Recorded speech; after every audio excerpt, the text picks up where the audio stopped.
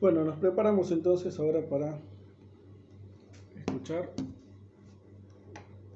al Señor que nos habla, Padre, nuestro gran Dios, nuestro gran Salvador, el único que existe. Tantos dioses predicados en todo el mundo, tantas religiones como personas en el mundo, cada uno con su Dios o con sus dioses.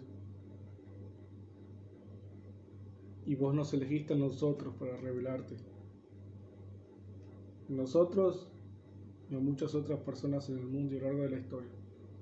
Te apiadaste de tu creación y decidiste salvar a algunos, dándote a conocer a ellos por medio de tu Espíritu y gracias a la obra de tu Hijo cuando estuvo entre nosotros. Venimos a adorarte, venimos a honrar tu nombre y tu palabra. Estamos acá por vos y te rogamos que nos aceptes. Nos ponemos en tus manos y que tu Espíritu nos hable y nos haga escuchar, para que podamos entonces obedecerte, seguirte, exaltar tu nombre y quién sos vos. Para tu gloria sea esto, por tu Hijo. Amén. Vamos hoy, como estamos en estas fechas, siempre es bueno hacer una exposición respecto a estas fechas, sobre todo a la Navidad. ¿Sí? Aunque el mundo celebra una Navidad distinta a la que en realidad debería celebrarse, justamente por eso es necesario recordar por qué existe la Navidad, qué significa, por qué es importante. Incluso es importante para el mundo, aunque no le den el mismo significado o el significado real, el que tiene. Porque la Navidad significa natividad, natividad es nacimiento, y es a partir del nacimiento de esa persona que el mundo está o divide sus tiempos. De hecho, el mundo está dividido entre antes y después, el tiempo está dividido entre antes y después de ese nacimiento. La Navidad marca un antes y un después en la historia de la humanidad, y es por eso que es necesario siempre recordar la importancia de esta fecha, aunque no sea la fecha, lo importante de este nacimiento. Así que hoy vamos a hablar de eso, de que nació el Mesías, el Salvador. Y vamos a hacer un recorrido a través de la historia de la humanidad, el recorrido o la historia de la humanidad que nos muestra la Biblia, para entender por qué era necesario que viniera, que naciera este Salvador, por qué era necesaria la Navidad y por qué a día de hoy todavía es necesaria. Así que, empezando de Génesis 1, vemos que Dios creó los cielos y la tierra. Hizo en 6 días toda su obra y al séptimo reposó. Al último, el sexto día, creó al ser humano. Lo hizo a su imagen y semejanza, lo hizo perfecto, lo hizo libre y le dio la autoridad para gobernar en su nombre toda la creación. Solamente les puso una condición: no comer del fruto de un árbol específico. Sin embargo, el hombre, en su libertad, decide hacer oído, decide prestar atención a otra voz que no era la de Dios, sino la de la serpiente. La serpiente engaña a Eva, Eva lo lleva atrás a Adán y ambos pecan, desobedeciendo la única orden, la única restricción que el Señor les había puesto. Y ese es un antes y un después en la historia de la humanidad. Esto pasa en Génesis 3, fíjense lo poco que tardó el ser humano en su libertad en desobedecer y alejarse de Dios. De hecho, podríamos dividir la Biblia entre un antes y un después. Génesis 1 y 2, el ser humano y la creación sin pecado, libre, perfecta. Génesis 3 en adelante y hasta el día de hoy, la humanidad y la creación bajo la maldición del pecado. Solo 2 capítulos de toda la Biblia hasta la humanidad limpia y perfecta. En adelante y hasta hoy, hasta el final, está bajo el poder del pecado. Y ese es un punto de inflexión y algo importante a tener en cuenta. La caída del ser humano, la entrada del pecado al mundo. Y en el siguiente capítulo, en el 4, ya inmediatamente empezamos a ver las consecuencias cuando Caín mata a su hermano Abel por envidia. Y el mundo se empieza a poblar, Adán y Eva tienen hijos, el mundo se llena, procrean tal como Dios se los había mandado. Y en el capítulo 6, el pecado había avanzado tanto que Dios decide borrar toda la humanidad y todo ser viviente de la tierra. Y del capítulo 6 hasta el 11 tenemos ese nuevo comienzo, ese reinicio, esa nueva creación. Dios destruye todo y empieza de vuelta a partir de Noé y su familia. Pero esa nueva creación hace exactamente lo mismo que todas las personas anteriores. Por eso Dios dice y promete que nunca más va a destruir el mundo con un diluvio, porque entiende, porque sabe que el ser humano es desobediente, es malo desde la juventud, dice la palabra. Desde chico el ser humano tiene tendencia al pecado. Entonces el mundo empieza de vuelta, pero otra vez se llena de pecado.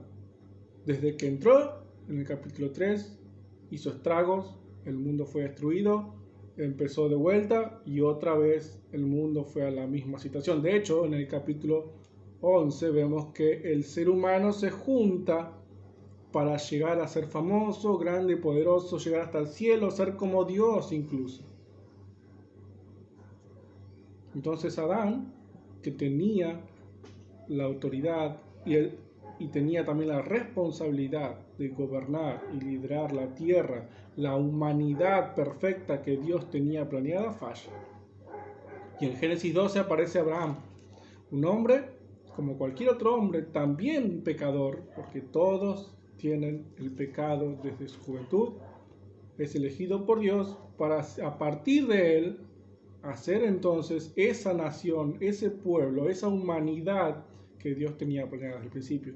Y ya no habría un reinicio, ya Dios no destruiría la humanidad porque lo prometió, sino que paso tras paso y pecado tras pecado de Abraham, Dios lo único que haría sería tener paciencia y dar cada vez más de su gracia y su misericordia. La primera muestra de gracia de Dios fue cuando no mató a Adán y Eva y no destruyó la humanidad al instante en que pecaron. Ahora con Abraham, que lo vimos pecando una y otra vez, mintiendo, siendo cobarde, siguiendo las palabras o el consejo de su esposa Sara, en lugar de esperar la promesa de Dios de darle un hijo. Y aún así Dios, con su gracia, llevándolo a Abraham por el camino que él tenía planeado para este hombre y para el resto de la humanidad. Vamos a leer Génesis 12, el llamamiento de Abraham. Dice que el Señor le dijo a Abraham: deja tu país, tu gente, la familia de tu papá y ve a una tierra que yo te mostraré. Te convertiré en nación y te bendeciré, te haré famoso y haré que seas una bendición para otros. Yo daré mi bendición a quienes te bendigan, maldeciré a quienes te maldigan, y todas las familias de la tierra serán benditas en ti. Fíjense la cantidad, 2 veces dice, vas a ser bendición para otros. Yo te voy a bendecir y vos vas a llevar esa bendición para todo el mundo. Eso era lo que ellos eran en el principio, estaban en un lugar reducido, en el huerto del Edén, y eso debían extenderlo por todo el mundo. Todo el mundo debía ser un paraíso, pero fallaron. Ahora habla con Abraham, lo elige y le promete, ya no pone la responsabilidad en Abraham, le promete que eso va a ser así a través de él. Él va a ser bendecido y por promesa de Dios, no por responsabilidad de Abraham, el mundo va a ser bendecido. Él iba a crecer, va a tener hijos, se va a extender la familia de Abraham, va a ser como una nación y esa nación debía bendecir a todas las demás naciones. Entonces, Abraham tiene su hijo Isaac, que continúa la promesa. Isaac tiene 2 hijos, Esaú y Jacob. Esaú es el primogénito, debía él continuar con la promesa de recibir el pacto, la promesa de Dios. Sin embargo, por un engaño de Jacob a su padre Isaac, es él el que recibe la promesa y continúa la herencia del pacto, y entonces tiene a los 12 hijos que serían después las 12 tribus de Israel. Y hasta acá vemos otra vez cómo el pecado está incluso en aquellos quienes Dios eligió para la promesa de bendecir a todo el mundo.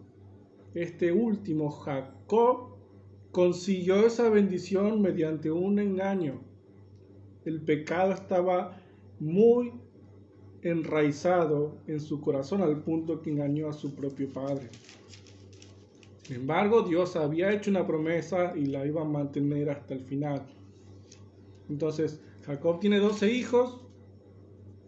Los 12 hijos tienen sus hijos y la familia se va agrandando. 70 personas entraron en Egipto. Pasaron 400 años, Israel creció, eran millones al punto que el faraón les tuvo miedo y los empezó a esclavizar, a tratar mal para debilitarlos. Dios, como tenía otros planes para esas personas, los libera, los saca de Egipto. Y tenemos entonces después, en parte del libro de Éxodo, todo Levítico, Números y Deuteronomio, las leyes que Dios les va a dar o les dio a esta nación que estaba formando para él, suya propia, y a partir de esa nación entonces bendecir al resto del mundo. Fíjense, la intención de la humanidad desde el principio, desde la caída, fue rebelarse, fue alejarse de Dios, fue pecado tras pecado tras pecado. Y la intención de Dios a partir de la caída fue gracia, paciencia, misericordia y cumplir la promesa que él le había hecho a Abraham. Entonces leemos en Números capítulo 6, versículos 22 y 27, que en la lectura de los martes ya lo leímos. Dice que el Señor le dijo a Moisés: diles a Aarón y a sus hijos que bendigan a los israelitas diciéndoles esto: que el Señor te bendiga y te proteja, que el Señor sea bueno contigo y te tenga compasión, que el Señor te mire con amor y te haga vivir en paz. Y de esa forma Aarón y sus hijos pronunciarán mi nombre entre los israelitas y yo los bendeciré. Él estaba decidido a cumplir su promesa. Y todas estas leyes que Dios les dio a los israelitas, a su pueblo escogido, eran leyes que los diferenciaba del mundo, los apartaba, los distanciaba, los hacía una mejor nación. Eran leyes que iban hacia la justicia, hacia la igualdad, hacia la paciencia, hacía que los israelitas fuesen incluso mejores personas que el resto de los del mundo. Por eso esas leyes los bendecían. Ellos eran bendecidos a través de estas leyes de Dios que los transformaban, los hacían cada vez más como debían haber sido desde el principio de la creación. Sin embargo, estas personas tenían el pecado en su corazón y aunque a veces obedecían y eran bendecidos, la mayoría de las veces desobedecían y eran maldecidos por Dios. Leemos en Números capítulo 14, versículos 20 al 23. Dice: yo los perdono, dijo el Señor, así como me pides, pero mientras yo viva y toda la tierra esté llena de la gloria del Señor, hago esta promesa. Todos los que vieron mi gloria y los que vieron los milagros que hice en Egipto y en el desierto, me han probado hasta 10 veces y no me obedecieron. Todos ellos, todos los que me despreciaron, no verán la tierra que les prometí a sus antepasados, no entrarán en esa tierra. Dios los había sacado de Egipto, los iba a llevar a una tierra abundante, una tierra donde iban a prosperar, a ser esa nación tan fuerte y poderosa que tenían que ser para después extenderse al resto del mundo y bendecirlo.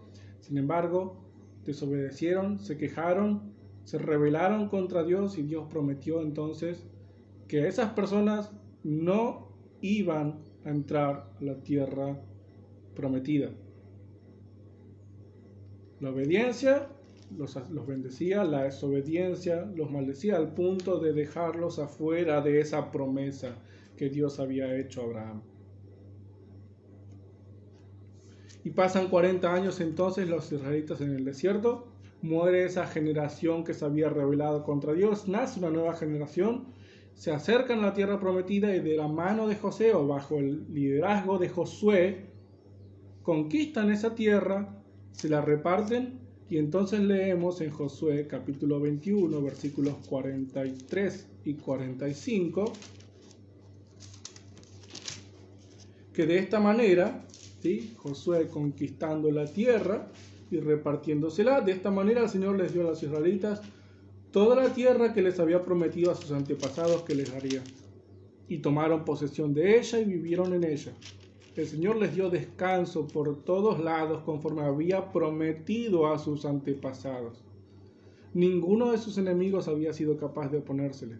El Señor les permitió derrotar a todos sus enemigos. Ninguna de las buenas promesas que el Señor había hecho a Israel había fallado. Todo se convirtió en realidad. Dios prometió a Abraham una familia, una nación a partir de él. A esa nación le prometió una tierra, un lugar donde vivir prósperamente, y eso fue lo que pasó, incluso a costa de los pecados de los israelitas. Y lo que vemos hasta acá es lo que dice la palabra misma, Pablo, que donde abundó el pecado, sobreabundó la gracia. El mundo debía ser perfecto, sin embargo Adán falló y el pecado entró en el mundo. El pecado hizo que destruyera a Dios el mundo, pero le dio una nueva oportunidad a partir de Noé, Abraham, sus hijos y la nación de Israel. La tendencia de la nación de Israel era exactamente la misma que la tendencia del mundo, hacia el pecado y hacia la autodestrucción.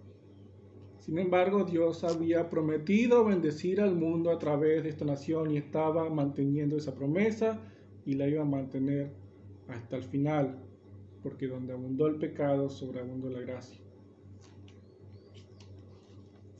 Entonces, Israel se asienta en Canaán y pasa el tiempo, llega la época de los jueces, estos hombres que Dios mandaba para liberar a Israel de las consecuencias de sus propios pecados.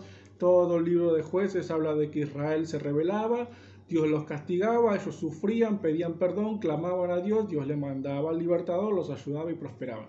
Moría el libertador, se volvían a rebelar y volvían a clamar a Dios ante las consecuencias y otra vez Dios los salvaba. Hasta Samuel, el último juez de Israel.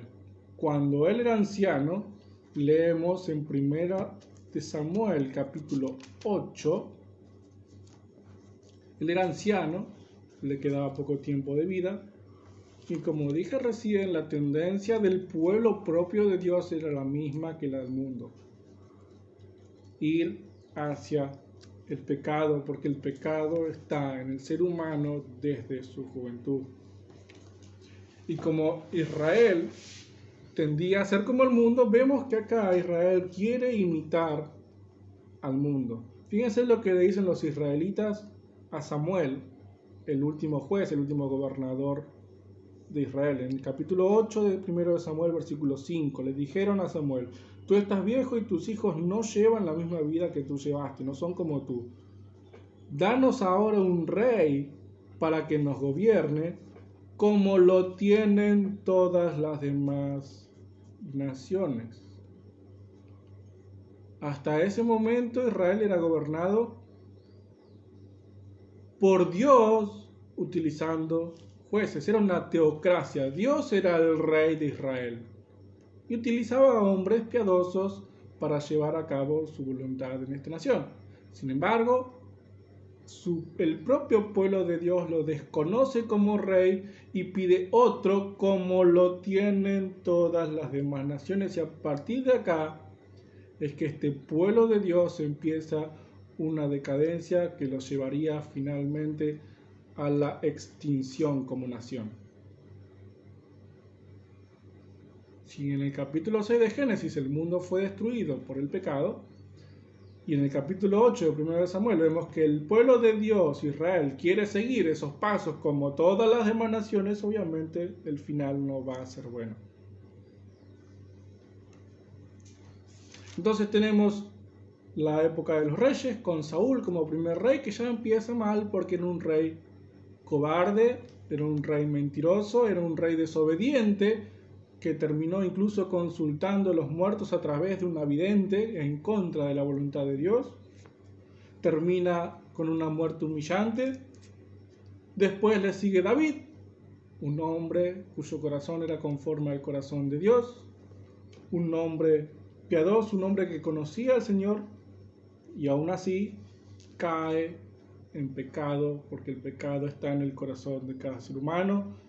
Comete fornicación con Betsabé, que estaba casada con otro hombre, a quien David mata o manda a matar para poder quedarse con su mujer. Eso le trae consecuencias a su familia, porque la espada, dice el Señor, y la muerte nunca se iban a apartar de la familia de David. A David lo sucede su hijo como rey, Salomón, el mejor rey de Israel, la mejor época de Israel, la más próspera, donde parecía que se iba a terminar de cumplir eso de que iban a bendecir a todas las naciones, de que iban a ser una nación bendecida y se iban a extender por todo el mundo. Sin embargo, Salomón también, sobre los últimos años de su vida, con toda su sabiduría que tenía, termina alejando su corazón de Dios por la cantidad de mujeres, esposas y concubinas con las que estuvo, adorando a los ídolos de esas mujeres. Incluso con una sabiduría dada por el propio Dios, el pecado tiene tanta fuerza que desvió a Salomón del camino. Y a partir de la muerte de Salomón, ya Israel nunca volvió a ser la misma. De hecho, en 1 de Reyes, capítulo 12, la nación se divide en dos. Y como dice el dicho popular, divide y reinarás. ¿Qué estaba haciendo el pecado? ¿Qué estaba haciendo el enemigo en Israel? Lo estaba dividiendo. Y empezaba a ganar más terreno sobre los propios escogidos de Dios. Y al dividirse, se debilitaron. Y al debilitarse, leemos en 2 de Reyes, capítulo 18, versículo 12. 2 de Reyes 18, 12. La caída de Samaria, la caída del reino del norte que se llamó Israel. Se dividió en dos, la nación, el norte y el sur, el norte Israel, el sur Judá, el norte cae finalmente. Y dice el versículo 12 del capítulo 18 de 2 de Reyes que esto sucedió así, es decir, Israel cayó, Samaria cayó, la capital de Israel, porque los israelitas no le hicieron caso al Señor su Dios, ni mantuvieron su pacto, es decir, porque pecaron. Israel se dividió en dos. La primera parte, la del norte, cayó. ¿Por qué? Porque se rebelaron contra Dios. Ellos siguieron el camino del mundo y tuvieron entonces el final que tuvo el mundo en Génesis 6. La destrucción total. Y Judá, el reino del sur, cayó un tiempo después en 2 de Reyes capítulo 25. El último rey de Judá, Sedequías, dice que hizo lo que no le agradaba al Señor y anduvo en los mismos malos pasos que Joacim. Por eso el Señor se enojó con Jerusalén y con Judá y los echó de su presencia. Y finalmente en el versículo 8 en adelante cae también Judá. Y a partir de acá no existe más la nación de Israel que debía bendecir al mundo. Y nos encontramos acá en una situación en la que nos preguntamos cómo Dios entonces va a cumplir la promesa a Abraham de bendecir al mundo a través de la nación de Israel. Porque no existía más. Se dividió, se debilitó, cayó primero uno, después cayó el otro. y el pecado cumplió su cometido, destruir al ser humano, destruir sobre todo a la nación de Israel, al pueblo escogido por Dios. Los profetas siempre advirtieron a los israelitas acerca de que esto iba a pasar. Y tenemos todos los libros de los profetas que hablaron antes y hablaron después de la caída de Israel. Advirtieron constantemente de las consecuencias de su pecado. Advirtieron constantemente que Dios traería consecuencias. Había incluso profetas pagos, profetas a quienes se les pagaban para que dijeran que todo estaba bien, y la gente escuchaba a esos profetas en lugar de escuchar a los profetas de Dios que les decían cosas que no querían escuchar, pero que eran la verdad. Su vida de pecado, tal cual la están llevando, los va a llevar al castigo, los va a llevar a la destrucción, pero no escucharon. Nunca escucharon a los profetas. Y hasta acá podemos ver tres cosas. La primera es que, recordamos, Adán falló en su responsabilidad de bendecir el mundo, de ocupar el mundo y de que el mundo fuera un paraíso. Él falló. En segundo lugar, vemos que en contraste con la rebelión del ser humano, vemos la gracia y la misericordia de Dios. Misericordia es no castigar al que merece. Gracia es no solamente no castigarlo, sino bendecirlo a ese que merece castigo. Y tercero, vemos que el hombre es rebelde por naturaleza. El hombre lleva el pecado en su interior y no importa lo que haga, no importa lo que diga, no importa lo que pase, el hombre siempre va a tender a rebelarse contra Dios, incluso los propios escogidos de Dios. Si Adán falló, Dios derrama gracia y misericordia. El hombre continúa rebelándose, incluso viendo esa gracia y esa misericordia. Y los profetas hablaron antes y después de la caída de Israel. El último en hablar fue Malaquías, que es el último libro del Antiguo Testamento, que ya advertía a los que volvieron a reconstruir Israel, Jerusalén, el templo, a los que volvían del cautiverio, porque Dios les estaba dando otra oportunidad para volver a crecer como nación. Ya advierte él y los otros profetas que estuvieron después del cautiverio, después de que empezaron a volver, que estaban otra vez haciendo lo mismo, que su religión era otra vez vacía, era otra vez vana, era mentira, que estaban yendo en la misma dirección que antes. Y eso fue lo último que se le habló a Israel. Malaquías, el último profeta. Después hubo un silencio de Dios por 400 años. Dios les advirtió por última vez que estaban haciendo las cosas mal e hizo silencio 400 años.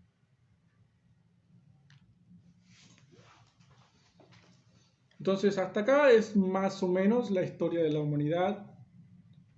Vemos que Dios tenía un plan inicial, pero que el ser humano propio, en su libertad, decidió ir por otro camino. Y a partir de ahí, el mundo entero fue por otro camino. El mundo fue hacia la autodestrucción y en contra de Dios.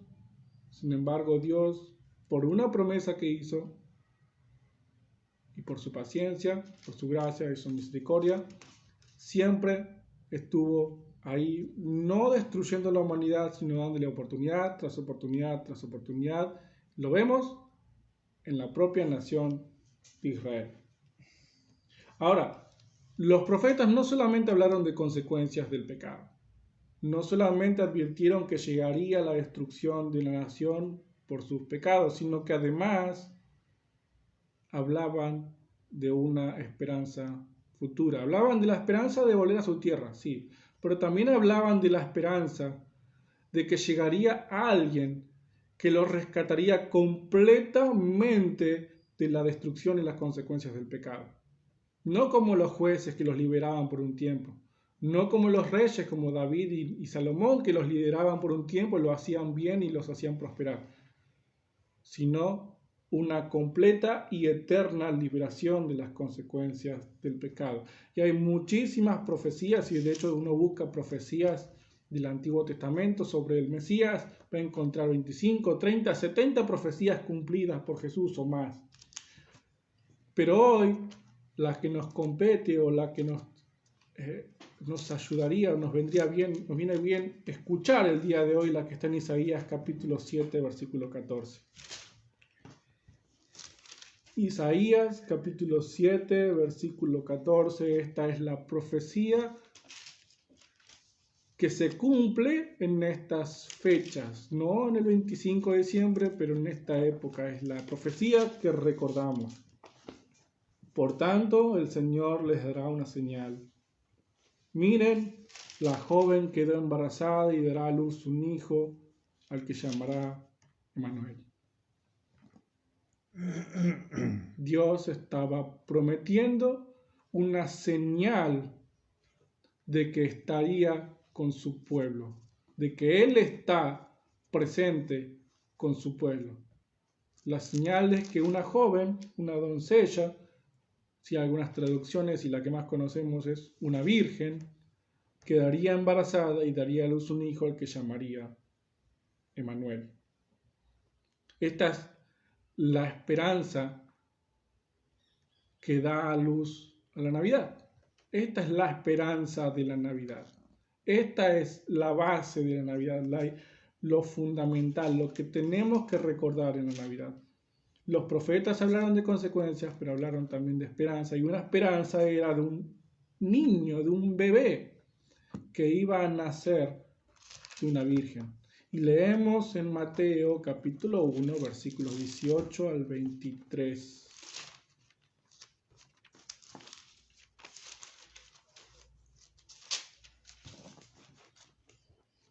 Mateo 1, 18 al 23. Así fue como ocurrió el nacimiento de Jesús, el Mesías. María, la mamá de Jesús, estaba comprometida para casarse con José. Antes de la boda, descubrió que estaba embarazada por el poder del Espíritu Santo. José, su futuro esposo, era un hombre recto y no quería que ella fuera avergonzada en público, así que hizo planes en secreto para romper el compromiso de matrimonio.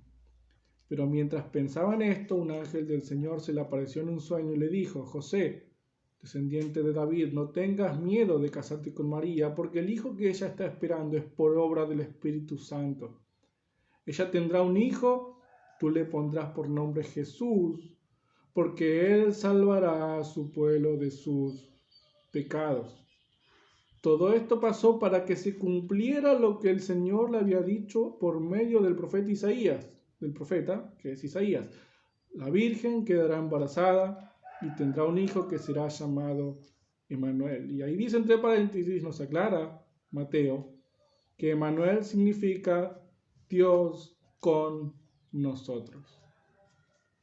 La mayor esperanza para el pueblo de Israel y por lo tanto para el mundo, porque el mundo iba a ser bendecido a través de Israel, era este niño que proféticamente se llamaba Emmanuel, Dios con nosotros. La esperanza para el mundo era el propio Dios bajando a tierra en forma de ser humano para estar con nosotros.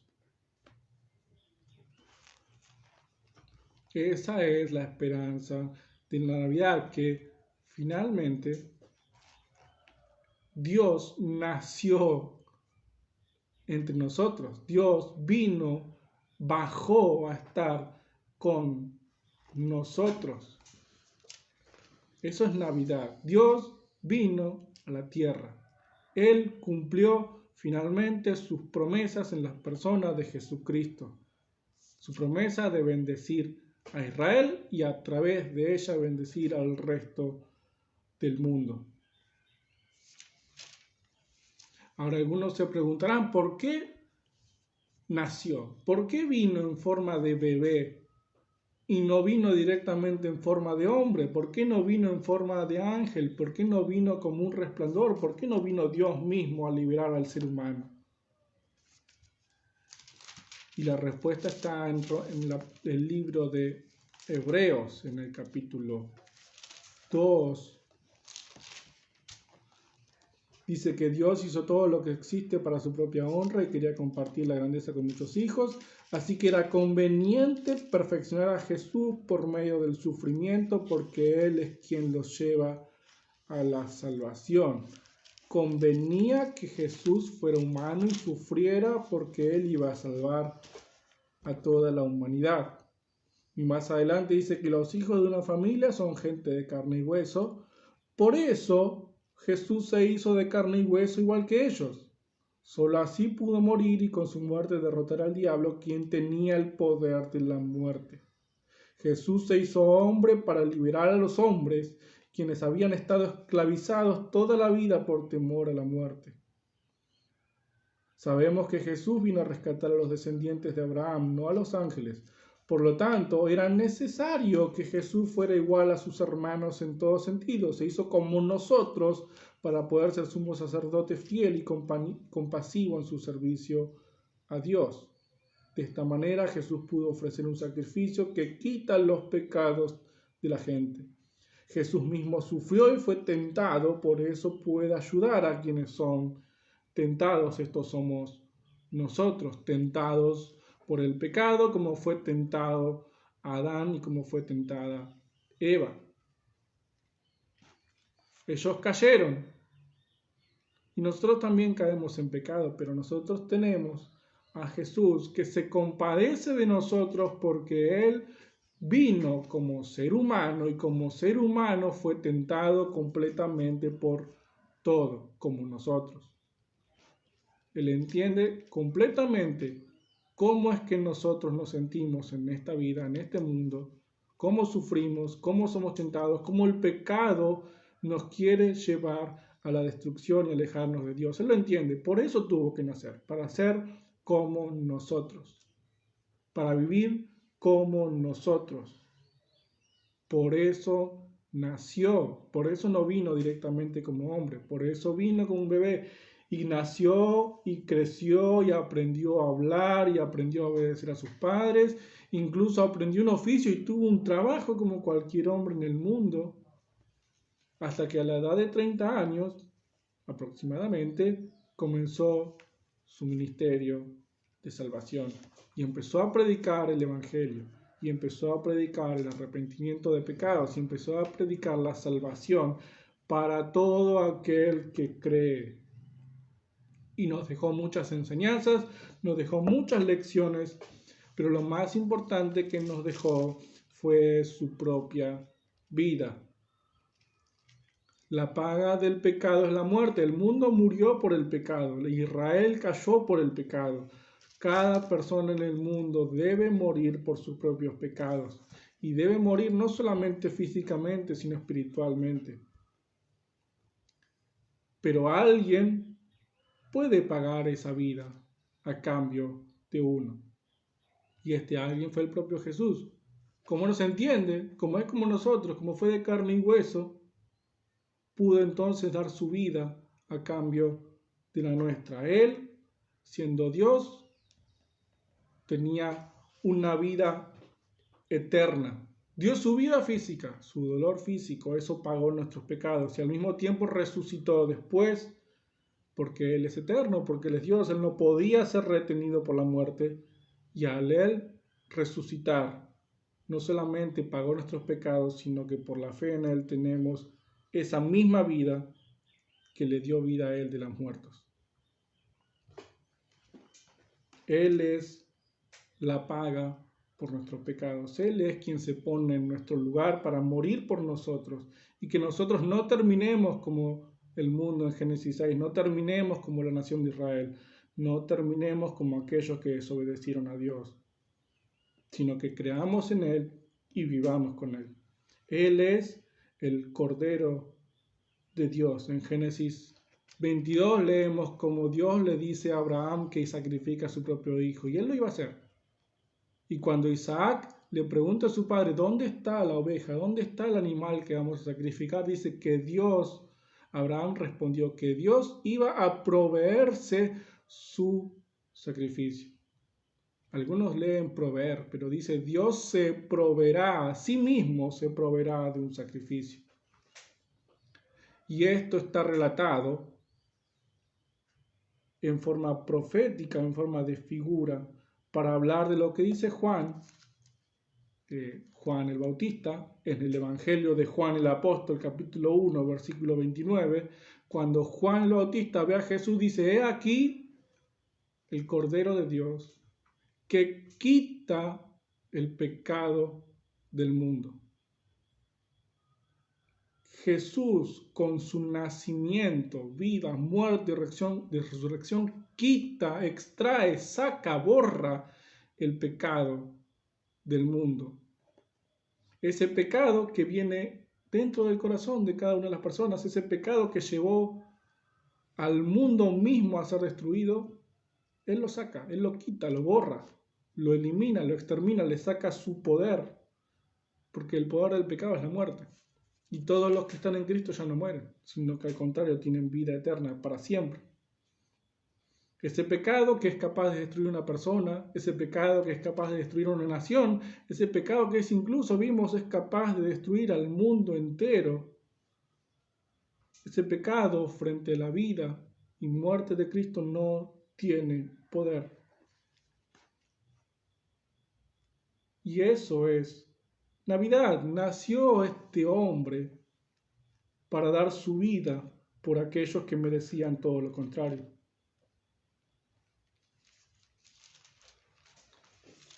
Y así como a la nación de Israel los profetas le advirtieron constantemente que iba a haber consecuencias por sus pecados, así también hoy pasa con Jesús. Dice Hebreos 1, en los primeros versículos, que en el pasado Dios habló a nuestros antepasados por medio de los profetas en muchas maneras parciales y variadas.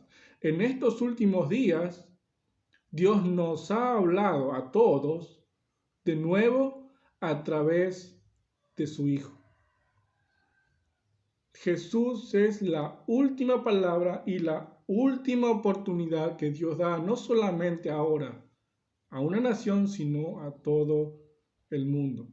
Es la muestra máxima de la gracia y la misericordia de Dios para toda la humanidad. Jesús es la última oportunidad y la última llamada para todos, para que abandonen sus vidas, abandonen sus pecados, se rindan ante Dios y entonces entren a ese descanso, a esa tierra prometida, a ese cielo prometido a través de este Jesús. Y leemos en Hebreos 3 y 4 que todavía hay tiempo. Todavía estamos a tiempo, porque el Espíritu Santo dice, si escuchan hoy la voz de Dios, no se opongan como antes, cuando se rebelaron contra Dios. No endurezcan su corazón, dice la Reina Valera. Si escuchan la voz de Dios, y esto no es por el oído, no es una voz audible, sino que si escuchas en tu corazón, acá adentro, si escuchas que Dios te está diciendo, abandona tu vida, abandona tus pecados, tus pensamientos, tus creencias, tus ideas, y simplemente vení a mí, si lo escuchas, no hagas oídos sordos, no endurezcas tu corazón, como hicieron tantas personas antes y tuvieron sus consecuencias. Entonces Dios planeó otro día aparte, un nuevo hoy, y habló de ese día mucho tiempo después por medio de David en el texto que ya mencionaba. Se escuchan hoy la voz de Dios, no se opongan como antes. Hoy es el día. Esto nos demuestra que todavía está por llegar otro día de reposo para el pueblo de Dios. Hoy es el día. Hoy es tiempo todavía de entrar en la presencia de Dios. Hoy hay todavía tiempo para arrepentirse de los pecados y creer en que Dios se hizo hombre y nació como todos nosotros, para después morir en la cruz por nuestros pecados y pagar así nuestra condena, para que nosotros no vayamos al infierno. Entonces, cuando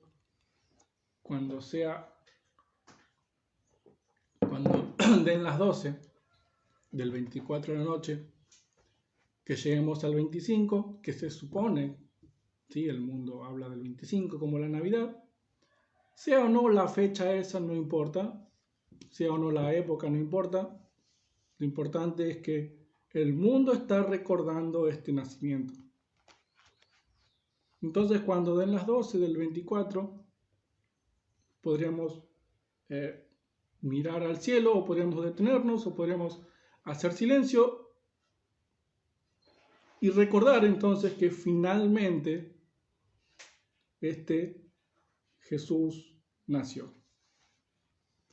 Podemos recordar que Dios nació para morir por nosotros. Oramos entonces para terminar y agradecer, Padre. No podemos más que estar agradecidos